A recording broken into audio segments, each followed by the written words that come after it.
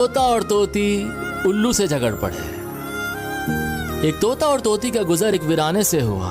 वीरानी देखकर तोती ने तोते से पूछा, ये किस कदर वीरान गांव है? तो तोता बोला, लगता है यहाँ से किसी उल्लू का गुजर हुआ है। ठीक उसी लम्हे एक उल्लू भी वहां से गुजर रहा था। तो उसने तोते की बात सुन ली और वहां रुककर उनसे मुखातिब होकर बोला, तुम लोग इस गांव में मुसाफिर लगते हो, आज रात तुम लोग मेरे मेहमान बन जाओ, मेरे साथ खाना खाओ। उल्लू की मोहब्बत भरी दावत से तोता और तोती इनकार न कर सके और इन्होंने उसकी दावत को कबूल कर लिया। खाना खाकर जब इन्होंने रुखसत होने की इजाजत चाही तो उल्लू ने तोती का हाथ पकड़ लिया और बोला, तुम कहाँ चल दी? तोती परेशान होकर बोली, ये कोई पूछने की बात है, मैं अपने खावन के साथ वापस जा रही हूँ।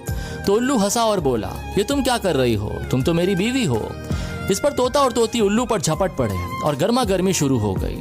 जब मामला ज्यादा बिगड़ने लगे तो उल्लू बोला, ऐसा करते हैं हम तीनों अदालत चलते हैं, जो फैसला जज सुनाएगा वो हमें कबूल होगा।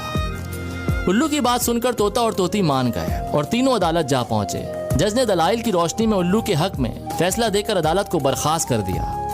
तोता इस बेइंसाफी पर रोता हुआ चल दिया तो उल्लू ने आवाज दी, भाई अकेले कहाँ जाते हो, अपनी बीवी को तो साथ लेते जाओ।